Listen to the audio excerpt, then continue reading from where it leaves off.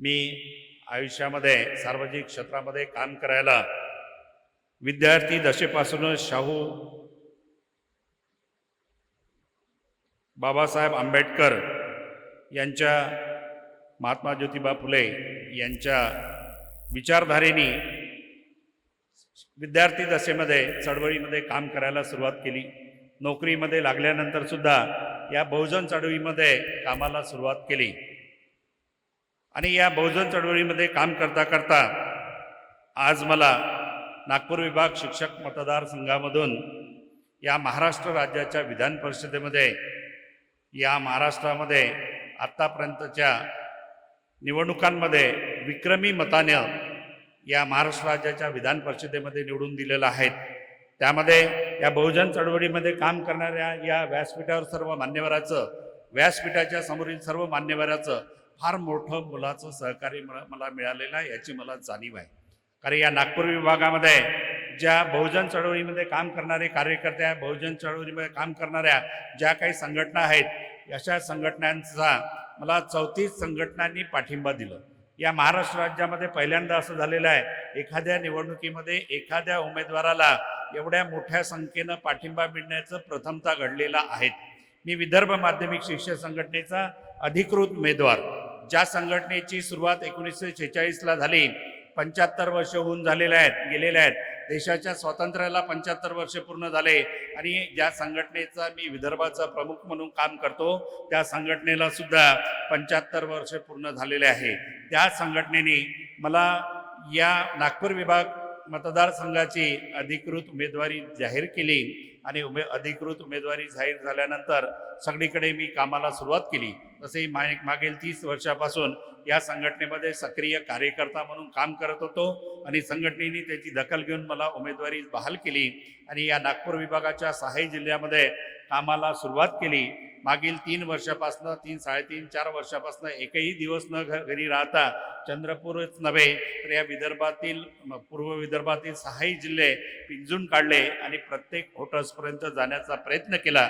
त्याचाच परिणाम असा झाला की या निवडणुकीमध्ये विदर्भ माध्यमिक शिक्षक संघटनेचा अधिकृत, जुनी पेन्शन हक्क संघटनेचा पुरस्कृत आणि या शिक्षण क्षेत्रातल्या विविध संघटनांचा पाठिंबा असलेला उमेदवार असल्यामुळे शेवटी महाविकास आघाडीकडे सुद्धा मी पाठिंबा मिळावं यासाठी प्रयत्न केला। त्याने आग्रह धरला का तुम्ही महाविकास आघाडीमधील काँग्रेसच्या कोट्यामधून अधिकृत उमेदवार म्हणून निवडणूक लढवावी, परंतु मी त्याला स्पष्ट नकार दिला की मी या ठिकाणी संघटनेचा उमेदवार आहे आणि संघटनेचा उमेदवार म्हणूनच निवडणूक लढणार आहेत। आपल्याला द्यायचं असेल तर माझ्या उमेदवाराला समर्थन द्यावं, पाठिंबा द्यावा अशा प्रकारची मागणी केली आणि शेवटी निवडणुकीला 12 दिवस शिल्लक असताना महाविकास आघाडीमधील काँग्रेसच्या कोट्यामधून माझ्या उमेदवारीला समर्थन देण्यात आलेलं होतं आणि समर्थन देत असताना सुद्धा बराच गोंधळ त्या ठिकाणी निर्माण झालेला होता. सगळ्या महाराष्ट्राने पाहिलेला आहे. सुरुवातीला नागपूरला ची सीट शिवसेनेच्या कोट्याला गेली आणि शिवसेनेच्या कोट्यामधून एक उमेदवार त्या ठिकाणी जाहीर करण्यात आलेला नाकाडे, त्याच्यामध्ये परत वाद झाले, बदल झाला आणि शेवटी काँग्रेसच्या कोट्याला जाऊन काँग्रेसच्या कोट्यामधून मला उमेदवारी मिळाली. या 3-4 दिवस टी व्हीवरती आमचे सतत नाव चालत राहायचे, म्हणजे महाविकास आघाडीचा उमेदवार कोण होतील, नाकाडे, झाडे की अडबाले, अशा प्रकारचं सतत टी व्हीवरती नाव येत राहायचं. आणि टी व्हीवाल्यांनी कधीही माझं खरं नाव प्रसिद्ध केलं नाही, खरं नाव उच्चारलं नाही, कारण माझं नाव थोडंसं युनिक आहे, सार्वत्रिक नाव नाही आहे अडबाले. त्याच्यामुळे माझ्या नावावर टी व्हीवरती अजबैले, अजबायले, अडबाले, आडबाले किंवा गोडबोले या नावानं सतत माझं टी व्हीवरती नाव येत राहायचं. आणि काय झालं की या नागपूर विभागाच्या प्रत्येक जाती धर्माच्या पंथाच्या लोकांना वाटायला लागलं की हा उमेदवार आपलाच आहे. म्हणजे शेवटपर्यंत माझी जात कोणती आहे, माझा धर्म कोणता आहे, हा प्रचारामध्ये आम्ही कधीही सांगितला नाही. त्यामुळं प्रत्येकाला वाटायला लागलं हे आपल्याच जातीचे, हे आपल्याच जमातीचे आहे.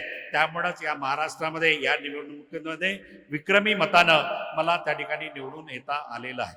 आपण बघता आहोत देशामध्ये किंवा या महाराष्ट्रामध्ये काय सुरू आहे आपण बघतो आहोत. एक तो मनोहर भिडे, जो ज्यांच्यावरती छत्रपती शिवाजी महाराजावरती ज्यांनी वार केला, भास्कर कुलकर्णी, त्यांचे वंशज मनोहर कुलकर्णी, आणि नाव बदलून आता संभाजी भिडे या नावाने महात्मा गांधीजींच्या संदर्भामध्ये काय बोलते आपण ऐकलेलं आहे. आज अहिंसेच्या माध्यमातून ज्या माणसानं आपल्याला स्वातंत्र्य मिळवून दिलं, अख्ख्या जगामध्ये ज्यांचं नाव आदरानं घेतलं जातं, तो माणूस महात्माजींच्या विचारावरती किंवा महात्माजीवरती बोलण्याचा त्याला कुठला अधिकार आहे. आज एका विशिष्ट प्रचाराचा, विशिष्ट विचाराचा असलेला माणूस, RSS विचाराचा असलेला माणूस आपल्या महापुरुषांना अशा पद्धतीनं बोलत असताना त्यांचा आम्ही सभागृहामध्ये धिक्कार केलेला आहे. त्यांना अटक करण्यात यावी अशा प्रकारची मागणी सभागृहामध्ये आम्ही केलेली आहे. परंतु या देशाची शोकांतिका म्हणावं लागेल. या राज्याचे उपमुख्यमंत्री सभागृहामध्ये उत्तर देऊन म्हणतात संभाजी भिडे गुरुजी, जे त्यांना उलट गुरुजी ही पदवी लावली आणि आमच्या गुरुजी लोकांचा त्या ठिकाणी अपमान करण्यात आला. सभागृहामध्ये म्हणतात संभाजी भिडे गुरुजी, जे जो माणूस समाजामध्ये तेढ निर्माण करण्याचं काम करत आहे, अशा व्यक्तींचं उदात्तीकरण या ठिकाणी होताना दिसतंय. ही फार मोठी शोकांतिका आहे. दुसरा आहे एक BJPचा गांगापूरचा आमदार प्रशांत बम, शिक्षकांच्या संदर्भामध्ये असभ्यतेनं बोलताना दिसतंय. एक 80% शिक्षक भ्रष्टाचार करतात, अशा प्रकारचं त्यांनी शिक्षकांवरती आरोप लावलेला आहे. तो सुद्धा एका विशिष्ट विचारधारेचा, एका विशिष्ट पक्षाचा आमदार आहे, BJPचा आमदार आहे. त्याचा सुद्धा सभागृहामध्ये आम्ही निषेध नोंदवलेला आहे. अशा प्रकारे आज या देशामध्ये एक भयभीत वातावरण निर्माण झालेलं आहे. नागपूरला नुकतंच एक सभा झालेली आहे. त्या विश्वंभरजी चौधरी यांनी त्या सभेला मार्गदर्शन केलेल्या देशपांडे सभागृहामध्ये फार मोठी सभा झाली. कशासाठी सभा झाली? या देशातील जनतेने निर्भर व्हावं, भयमुक्त व्हावं, यासाठी ती सभा झालेली होती. म्हणजे आज या देशामध्ये सत्ताधाऱ्यांमध्ये काय सुरू आहे ते सगळ्यांनी बघितलेलं आहे. या देशामध्ये ED आणि इतर यंत्रणांचा धाक दाखवून सत्ता काबीज करण्याचा प्रयत्न या देशामध्ये होताना दिसते. हे फार मोठी शोकांतिका आहे. आज पदोन्नतीमधील आमच्या कर्मचाऱ्यांचं आरक्षण बंद केलेलं आहे 2017 नंतर. ही कर्मचाऱ्यावरती अन्याय करणारी बाब आहे, कर्मचाऱ्यावरती अन्याय करणारी बाब आहे. आज महाराष्ट्रामध्ये जरी विचार केला तर या महाराष्ट्रामध्ये मागील 8-10 वर्षापासून प्राध्यापकाच्या असो की शिक्षकांच्या पदभरत्या झालेल्या नाहीत. अनुदानित ज्या संस्था असेल त्या अनुदानित संस्थांमध्ये अनेक पदं आज शिक्षकांची रिक्त आहेत. अशा परिस्थितीमध्ये बहुजनांच्या पोरांना शिक्षणापासून वंचित ठेवण्याचं कटकारस्थान या महाराष्ट्रामध्ये होताना दिसते आहे। मराठी माध्यमाच्या शाळा ओस पडताना आपल्याला दिसते आहे। मराठी माध्यमाच्या शाळांऐवजी खाजगीकरण, उदात्तीकरण, जागतिकीकरणाच्या माध्यमातून खाजगी माध्यमांच्या शाळा या ठिकाणी सुरू व्हायला लागलेल्या आहेत। 14 मार्च 2023ला शासनाने एक शासन निर्णय काढलेला आहे की या राज्यामध्ये या पुढच्या भरत्या या आउटसोर्सिंगच्या माध्यमातून होतील आणि या देशामध्ये आउटसोर्सिंगच्या माध्यमातून जर भरत्या झाल्या तर भविष्यामध्ये आपलं आरक्षण हे खतम होणार आहे। डॉक्टर बाबासाहेब आंबेडकरांनी संविधानाच्या माध्यमातून जे आपल्याला आरक्षण दिलेलं आहे ते आरक्षण प्रत्यक्षरित्या बंद करू शकत नाही। बंद केल्यास जनतेमध्ये उद्रेक निर्माण होतील। त्यामुळं हे आरक्षण अप्रत्यक्षरित्या बंद करण्याचं कटकारस्थान या देशामध्ये, या राज्यामध्ये होताना आपल्याला दिसतंय। बंधूंनो, आज या देशामध्ये या 60-65 वर्षामध्ये, 70 वर्षामध्ये ज्या मल्टीनॅशनल नवरत्न कंपन्या निर्माण झालेल्या होत्या त्या माध्यमातून, आरक्षणाच्या माध्यमातून आपले SC ST OBCचे पोरं, मागासवर्गीय पोरं नोकरीला लागलेले होते। त्या कंपन्यांचं आज खाजगीकरण केलं जात आहे। त्या कंपन्या घाट्यात दाखवून एक भांडवलदारांना फार अल्प किमतीमध्ये विकल्या जात आहे। अशा परिस्थितीमध्ये या कंपन्यांचं खाजगीकरण झालं तर भविष्यामध्ये त्या खाजगीकरणाच्या माध्यमातून चालवल्या जाणाऱ्या कंपन्यामध्ये आरक्षणाच्या माध्यमातून बहुजनांचे पुरं लागणार नाही। ते ऑटोमॅटिक आपलं त्या ठिकाणी आरक्षण हे खतम होणार आहे। जे इकडे आउटसोर्सिंगच्या माध्यमातून कर्मचाऱ्यांच्या नियुक्त्या करायच्या, तिकडे कंपन्यांचं खाजगीकरण करायचं आणि असं करत असताना आज भविष्यामध्ये आपण नोकरीला लागल्यामुळेच आपण पेन्शनची मागणी करतो आहोत। आपल्या पेन्शनची मागणी आपल्याला 1982ची कुटुंब निवृत्ती वेतन योजना या देशामध्ये सुरू होती, परंतु या देशामध्ये 1 नोव्हेंबर 2005 नंतर लागले किंवा केंद्रामध्ये 1 नोव्हेंबर 2004 नंतर जे काही कर्मचारी लागलेले असेल त्या कर्मचाऱ्यांची जुनी पेन्शन योजना या शासनाने आपल्याला हिरावून घेतलेली आहे, हे सगळ्यांना माहीत आहे। यांच्या विचारधारेचे ज्या ज्या राज्यांमध्ये सरकार आहे त्या सध्या राज्यामध्ये एकही राज्यामध्ये जुनी पेन्शन योजना लागू करण्यात आलेली नाही। मी कुठल्या पक्षाचं समर्थन करत नाही। मी सभागृहामध्ये सुद्धा अपक्ष उमेदवार म्हणून निवडून गेलेला आहोत, परंतु ज्या ज्या राज्यांमध्ये काँग्रेस किंवा काँग्रेस विचारसरणीचं सरकार आहे त्या राज्यांमध्ये त्या राज्यातील कर्मचाऱ्यांना त्या राज्यांनी जुनी पेन्शन योजना लागू करण्याचं मान्य केलेलं आहे। नुकताच कर्नाटकामध्ये एका विशिष्ट विचारधारेचा पराभव झाला आणि पराभव झाल्यानंतर त्या राज्यांनी सुद्धा आपल्या कर्मचाऱ्यांना जुनी पेन्शन योजना देण्याचं मान्य केलेलं आहे आणि त्या मुख्यमंत्र्यांनी, यापूर्वीचं कर्नाटकमध्ये सरकार असलेल्या मुख्यमंत्र्यांनी मान्य केलं की या राज्यातील कर्मचाऱ्यांना आम्ही जुनी पेन्शन योजना न देऊ शकल्यामुळेच आमचा पराभव झालेला आहे। या माजी मुख्यमंत्र्यांनी त्या ठिकाणी मान्य केलेलं आहे। आज आपण नोकरीत लागलो, आपण नोकरीतून रिटायर्ड झाला असाल बरेच जण, आपल्याला पेन्शन मिळते आहे, आपला आयुष्यकाळ किंवा भविष्यकाळ आपण सुखानं घालवणार आहोत, परंतु आपले पाल्य नोकरीला लागले, एकतर आपल्या पाल्यांना भविष्यामध्ये सरकारी नोकऱ्या मिळणारच नाही, अशा प्रकारचं प्रोव्हिजन केंद्रामध्ये आणि राज्यामध्ये झालं। UPSC MPSCच्या परीक्षांसारखे UPSCच्या परीक्षांमध्ये समांतर अशा पद्धतीनं त्या दर्जाची पदं निर्माण करून आज त्या ठिकाणी विशिष्ट विचारधारेच्या लोकांच्या भरत्या होताना दिसते आहे। UPSCच्या माध्यमातून होणारे पदभरती कमी झालेली आहे। अशा प्रकारचं वातावरण या देशामध्ये, राज्यामध्ये याला येताना दिसते आहे। त्याच्यामुळं आपण सगळ्यांनी सतर्क राहणं ही काळाची गरज। डॉक्टर बाबासाहेब आंबेडकर, छत्रपती शाहू महाराज, महात्मा ज्योतिबा फुले यांच्या विचारांचं हे आपलं राज्य आहे। महाराष्ट्र राज्य यांच्या विचारावर चालणारं राज्य असं म्हणत असेल, या विचाराच्या बहुजन चळवळीतील सर्व कार्यकर्त्यांनी एकत्र येऊन या सगळ्या बाबीचा विचार करणं ही काळाची गरज आहे। बंधूंनो, निश्चितच आपण तो सगळा विचार भविष्यामध्ये कराल अशा प्रकारची मी आपणाकडनं अपेक्षा करतो आणि या ठिकाणी मला बोलावलं, माझा मान सन्मान केला त्याबद्दल या बहुजन एम्प्लॉईज सोसायटीच्या सर्व पदाधिकाऱ्याचं, चंद्रपूर शाखेच्या सर्व पदाधिकाऱ्याचं मनपूर्वक या ठिकाणी आभार मानतो आणि नुकतेच व्यासपीठावर आलेले आमचे मित्र आदरणीय प्राध्यापक माजी प्राचार्य सूर्यकांतजी खनके सर हे नेहमी बहुजन चळवळीत काम करत असतात आणि बहुजन चळवळीत काम करणाऱ्या कार्यकर्त्यांना सतत मदत करीत असतात आणि आजचं सुद्धा सभागृह त्यांनी आपल्याला या कार्यक्रमासाठी उपलब्ध करून दिलेलं आहे। आपल्यालाच नव्हे तर अनेक अशा प्रकारच्या सभा या ठिकाणी आम्ही घेत असतो। आणि ते नेहमी आम्हाला सहकार्य करत असतात. त्याबद्दल या व्यासपीठावर ते उपस्थित झालेले आहे त्यांचा सुद्धा मनपूर्वक आभार मानतो. आणि शेवटी आजच्या कार्यक्रमाला आपण मला सगळ्यांनी उद्घाटक म्हणून बोलावलेलं आहे. तर आजच्या या मेळाव्याचं, राज्यस्तरीय मेळाव्याचं अधिकृत उद्घाटन झालं असं मी या ठिकाणी जाहीर करतो आणि थांबतो. धन्यवाद. इसी साल फरवरी 2023 में आप सब अमेरिका पता है आपको। अमेरिका में एक वाशिंगटन करके राज्य है, उसमें एक सिटी है, वहाँ पे कास्ट डिस्क्रिमिनेशन पे बैन लगाया गया है। सिएटल सिटी नाम है उसका, उस पर कास्ट डिस्क्रिमिनेशन पे बैन लगाया गया है। अब ये सोचने वाली बात है कि ये जाति प्रथा है, ये भारत में पाई जाती है, तो हजारों किलोमीटर दूर वहाँ पे कौन लेके गया? और लेके गए वहाँ पे कास्ट बेस्ड डिस्क्रिमिनेशन यानी जातिगत भेदभाव इतना ज़्यादा हुआ कि उस पर वहाँ के काउंसिल को बैन लगाना पड़ा। मैं 1916 में डॉक्टर बाबा साहब अम्बेडकर एक निबंध लिखते हैं, caste in India mechanism genesis and development.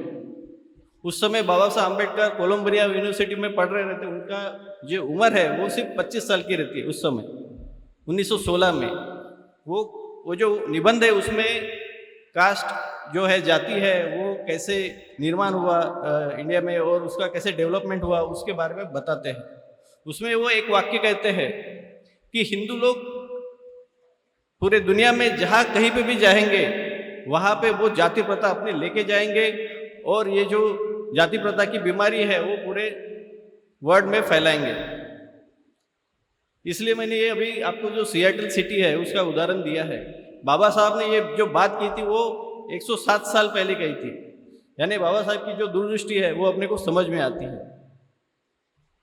26 नवंबर 1949 में अपना जो संविधान है, भारतीय संविधान, वो संविधान सभा में स्वीकृत हुआ था। हम वो संविधान दिन करके मनाते हैं महाराष्ट्र में। तो उसके एक दिन पहले बाबा साहब ने एक भाषण दिया था संविधान सभा में 25 तारीख को। वो उनके जितने भी भाषण है बाबा साहब के, उसमें से सबसे ज़्यादा इम्पोर्टेंट भाषण है। उसमें बाबा साहब कहते हैं कि जाति ये राष्ट्र विरोधी है। मूलतः ये जाति जो प्रथा है वो मूलतः राष्ट्र विरोधी है, क्योंकि जो जाति प्रथा है उसके वजह से हम एक दूसरे का हेट करते हैं, द्वेष करते हैं, तिरस्कार करते हैं। उसकी वजह से हम एकजुट नहीं रह पाते। हमारे बीच में जो बंधुभाव है, भाईचारा है, वो पनपता नहीं है। इसके कारण कोई भी देश कमजोर हो जाता है। तो जाति प्रथा मानना और उसको व्यवहार में लाना ये एक राष्ट्र विरोधी कार्य है। अगर जाति प्रथा राष्ट्र विरोधी है तो अभी तक 1947 से अभी तक जितने भी सरकारें बनी है उन्होंने उसके ऊपर बैन लगाना चाहिए था, लेकिन किसी भी सरकार ने उसके ऊपर कोई बैन नहीं किया। क्यों? अगर ये राष्ट्र विरोधी है तो उसके ऊपर बैन लगाना चाहिए, लेकिन किसी ने उसको बैन नहीं किया। इसका कारण क्या है? ये भी एक सोचने वाली बात है। 1947 से अभी 2023 तक जितने भी सरकारें बनी, अलग अलग जो पक्ष है, पार्टियां है, उनकी सरकारें बनी है, ज़्यादातर कांग्रेस और बीजेपी की सरकारें बनी है। तो उन्होंने कोशिश क्यों नहीं की? क्योंकि सरकारें बदलती है, पार्टियां बदलती है, सत्ता बदलती है केंद्र की, लेकिन जो सत्ताधारी लोग हैं वो हमेशा प्रस्तापित और जो तथाकथित अपर कास्ट है वही लोग वहाँ पे हैं। इसलिए उन्होंने कभी कोशिश नहीं की कि हमें जाति प्रथा चेंज करनी है या फिर उसको नष्ट करना है। 1936 में बाबा साहब एनिहिलेशन ऑफ कास्ट ये बुक लिखते हैं, या वो एक वो भाषण रहता है। उसमें वो कहते हैं कि राजकीय सुधारना और कुछ हद तक आर्थिक सुधारना में ब्राह्मण लोग आगे आते हैं, लेकिन जहाँ जाति की दीवारें तोड़नी है वहाँ पे ब्राह्मण लोग भाग नहीं लेते। वो पूछते कि भविष्य में इसके कोई चांसेस है क्या कि ब्राह्मण लोग जो जाति प्रथा है तोड़ने में आगे आएंगे? तो बाबा साहब कहते हैं नहीं, क्योंकि अगर जाति प्रथा टूटी या जाति प्रथा नष्ट हुई तो इसका सबसे ज़्यादा नुकसान ये ब्राह्मण जाति को होगा। ब्राह्मण जाति की जो शक्ति है, जो इज्जत है जाति प्रथा के वजह से, वो जाति प्रथा नष्ट होने से चली जाएगी। इसलिए आगे जाके कोई ब्राह्मण जाति के लोग जाति प्रथा नष्ट करने में शामिल हो गए, ऐसा नहीं कहा जाता। ये बाबा साहब ने 1936 में कहा है। इसलिए कोई भी सरकार आए, उन्होंने कभी जाति प्रथा नष्ट करने की कोशिश नहीं की। तो जाति प्रथा का जो सबसे दुष्परिणाम हुआ है वो बहुजन समाज पे हुआ है। इसलिए जो जाति प्रथा नष्ट करनी है वो हमें बहुजन समाज को ये लड़ाई लड़नी है। शादी में अभी जो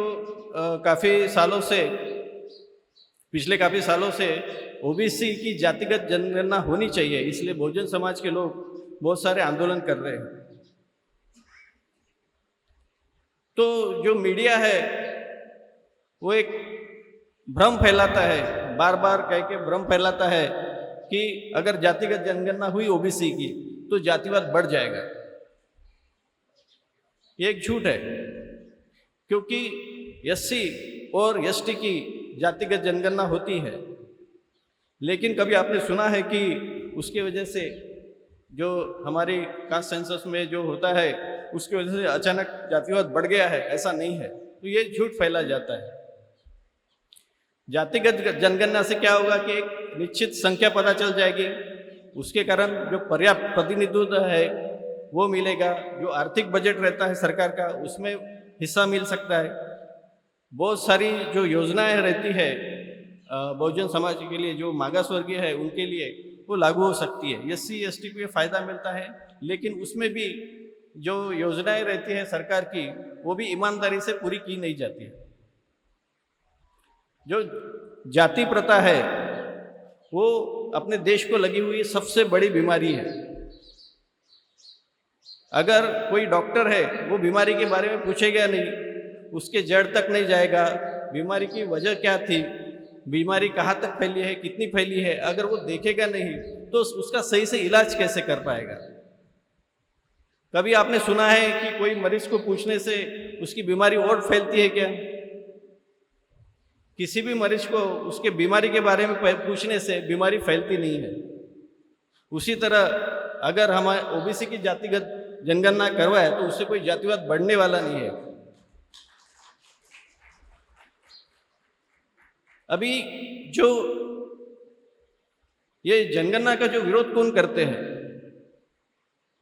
विरोध वही लोग करते हैं जिनको ये जाति प्रथा तोड़नी नहीं है, ये नष्ट नहीं करनी है, और जिनको एग्जिस्टिंग जो जाति व्यवस्था है उससे फायदा मिलता है, वही लोग इसका विरोध करते हैं।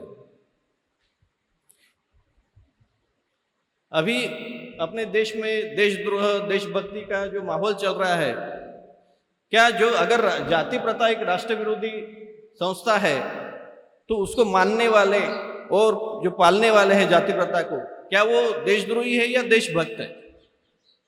उनको क्या हम देशभक्त कह सकते हैं? अगर जाति प्रथा राष्ट्र विरोधी है तो जाति प्रथा को मानने वाले लोग देशभक्त कैसे हो सकते हैं? क्या वो सही में अपने देश के बारे में सोचते हैं या सिर्फ अपने समाज के हित के बारे में सोचते हैं? अगर दुनिया में किसी भी देश को विकसित और सामर्थ्यशाली बनाना है तो उसके हर तबके का विकास होना जरूरी है, उसके अंदर के हर लोगों का विकास होना जरूरी है। चराचरात वास करणारी गुरुदेव शक्ती, माझ्या हृदयात वास करणारे माझे वंदनीय आईबाबा, वंदनीय सद्गुरू, या देशाला स्वातंत्र्य मिळवून देणारे सर्व या स्वातंत्र्य चळवळीतले सर्व महान व्यक्ती, या सगळ्यांना सर्वप्रथम मी अभिवादन करतो। या कार्यक्रमाचे बहुजन एम्प्लॉईज फेडरेशन ऑफ इंडिया राज्यस्तरीय अधिवेशन, या कार्यक्रमाचे आमचे मित्र उद्घाटक आमदार सुधाकररावजी अडबाले साहेब, या कार्यक्रमाचे अध्यक्ष माननीय RD रामटेके सर, प्राध्यापक चरणदास सोळंके साहेब, स्वागताध्यक्ष माननीय डॉक्टर विवेक बांबोळेजी, प्रमुख उपस्थितीमध्ये माननीय PH गवई साहेब, आणि सर थोडं माफ करा मला सगळ्यांनी, सर्व सन्माननीय व्यासपीठ उपस्थित सर्व बंधू आणि भगिनींनो, आज देशामध्ये संविधानाबद्दलची जी चर्चा सुरू आहे, या संविधानामध्ये प्रास्ताविक करता संविधानाचं जे सगळ्यात पहिले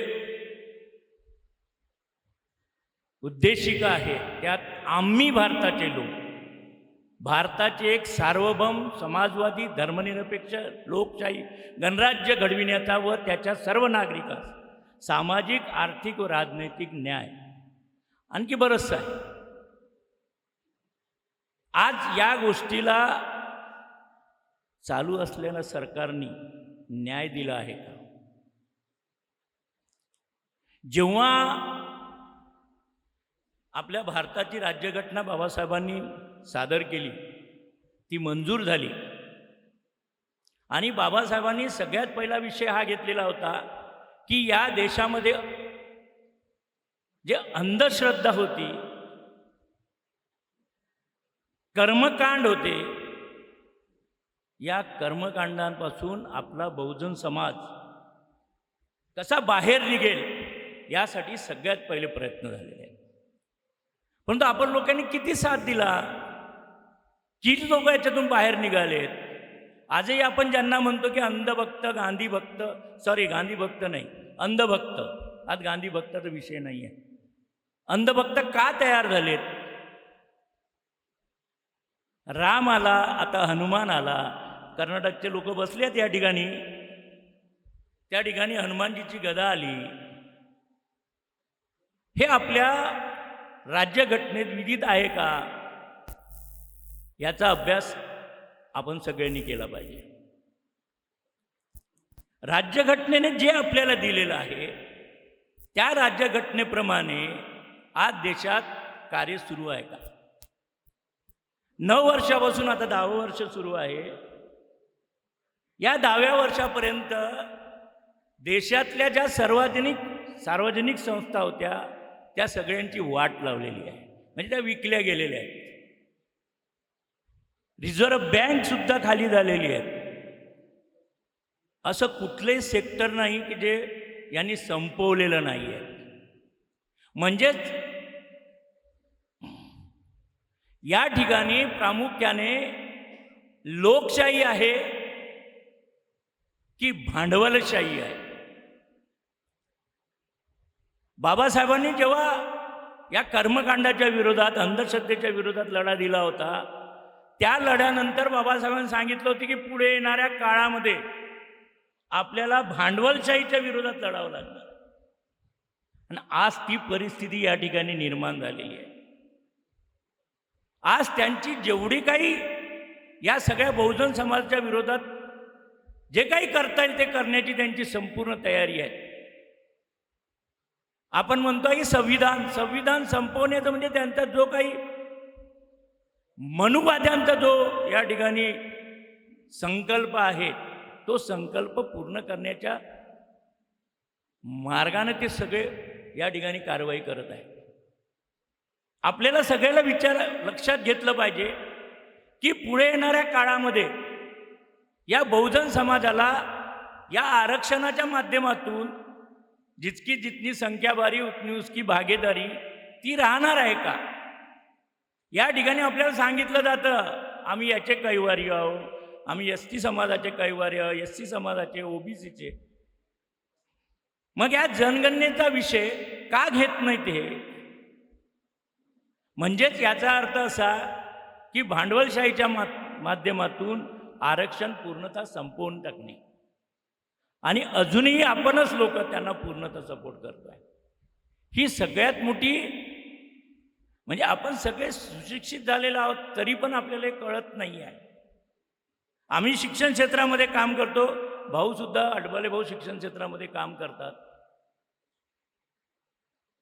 कुठल्या क्षेत्रामध्ये आज तुम्हाला रोजगार दिला जातो आहे? हा रोजगार का बंद करण्यात आलेला आहे? शिक्षण क्षेत्रामध्ये तुम्ही लागणारे शिक्षक देणार नसेल तर आमचा विद्यार्थी शिकेल काय? आम्ही हे समजून घेतलं पाहिजे. उद्या आमचा विद्यार्थी, आमचा जो तो पुढे काय बनणार? आणि एज्युकेशनच्या पॉलिसीमध्ये एवढे त्यांनी बदल केलेले आहेत की जे आम्ही आमच्या विद्यार्थ्यांशी बोलताना सांगतो की भविष्यामध्ये आम्ही तर आमच्या काड्या ठेवल्या आहेत तिकडे मसनामध्ये नेऊन, पण तुमचं काय होईल? यासाठी सगळ्यांनी विचार करणं अत्यंत गरजेचं आहे. विचार करणं म्हणजे परिवर्तन घडवून आणणं अत्यंत गरजेचं आहे. जे बाबासाहेबांनी म्हणलं होतं की आपल्याला पुढे भांडवलशाहीच्या विरोधात लढायचं आहे, त्या भांडवलशाहीच्या विरोधात लढण्याची वेळ या ठिकाणी आलेली आहे, हे आपण जाणून घेतलं पाहिजे. हीच मला आपल्या सगळ्यांना या ठिकाणी, कारण या ठिकाणी आपल्याला दिसते आहे की कोणी जर सरकारच्या विरोधात बोललं की त्याचं काय होते आहे. अधिकारी लोकसुद्धा बोलू शकत नाही आहे. आणि ज्या पद्धतीनं भ्रष्टाचार वाढलेला आहे तो जर आपण लक्षात घेतला तर पुढे बहुजन समाजाचं काय, हा अतिशय महत्त्वाचा प्रश्न आहे. म्हणून माझी आपल्या सगळ्यांना नम्रपणे विनंती राहील की आपण या अधिवेशनाच्या माध्यमातून हा सामाजिक जो प्रश्न आहे, आपल्या सगळ्यांचा जिव्हाळ्याचा प्रश्न आहे, बहुजन समाजाचा प्रश्न आहे, 85% लोकांचा प्रश्न आहे, मुठभर लोकांच्या हातात आज सत्ता आहे, ही कशी घालवता येईल याचा आपण सगळ्यांनी विचार करावा. एवढे या ठिकाणी बोलतो आणि माझ्या शब्दांना विराम देतो. धन्यवाद.